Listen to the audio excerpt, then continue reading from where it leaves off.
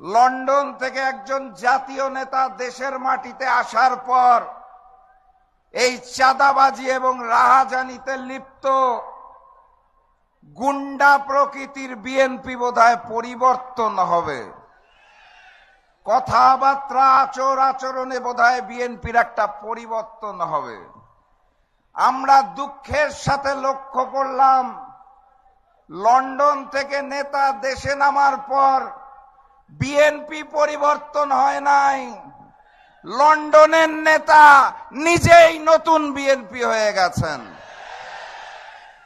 সংগ্রামী সাথী এবং বন্ধুগণ, বিএনপি নামক দলটি যদি রাষ্ট্রীয় ক্ষমতায় আসে, তাহলে যিনি প্রধানমন্ত্রী হবেন, জাতীয় নেতা, তার দলের নেতারা তাকে বলে জাতীয় ইমাম, তিনি মঞ্চে দাঁড়িয়ে বলেন গুপ্ত গুপ্ত হ্যাঁ। ওনার মতো একজন জাতীয় নেতার মুখে আমরা এই ধরনের তৃতীয় শ্রেণীর রাজপথের বিএনপি কর্মীদের ভাষা আশা করি নাই। উনি যখন বাংলার মাটিতে রাজনীতি করব না এই মুচলেকা দিয়ে লন্ডনে পালিয়ে গিয়েছিলেন, আমরা ওনাকে গুপ্ত বলি নাই।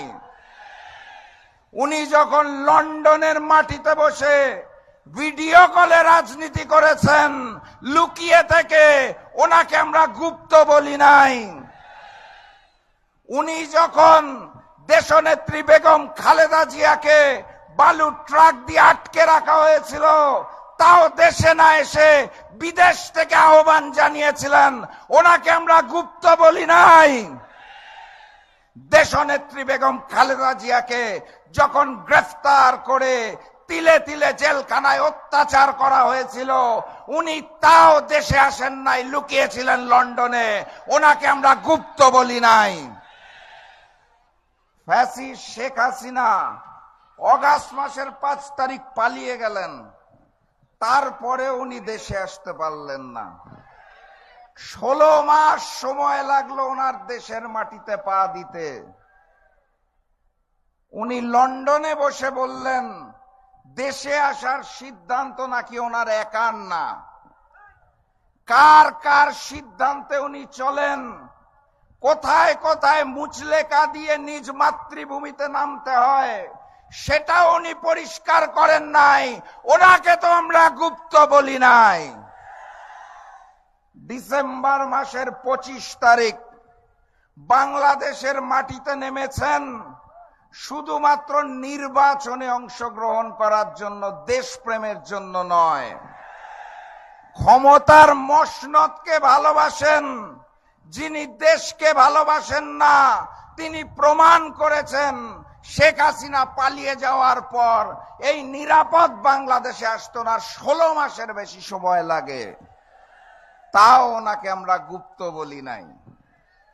ডিসেম্বর মাসের 25 তারিখ দেশে নেমে উনি বলেছেন আই হ্যাভ আ প্ল্যান।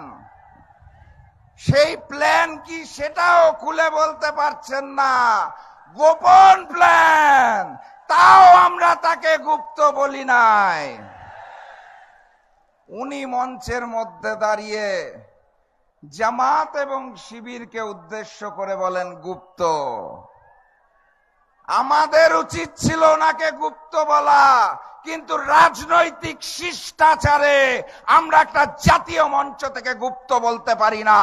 এটা জনাব তারেক রহমানকে শিখতে হবে। এই বাংলাদেশ মজলুমের বাংলাদেশ, এই বাংলাদেশ আবু সাইদের বাংলাদেশ, এই বাংলাদেশ শহীদ ওসমান হাদির বাংলাদেশ, এই বাংলাদেশ আলেম ওলামাদের বাংলাদেশ, এই বাংলাদেশ আল্লামা দেলোয়ার হোসেন সাইদির বাংলাদেশ। এই বাংলাদেশ কোন চাঁদাবাজের নয়। এই বাংলাদেশকে আমরা নতুন করে কোন নতুন নব্য জালেমের হাতে তুলে দেব না, দেব না, দেব না। অতএব ফেব্রুয়ারি মাসের 12 তারিখ যুদ্ধটা চালিয়ে যেতে হবে।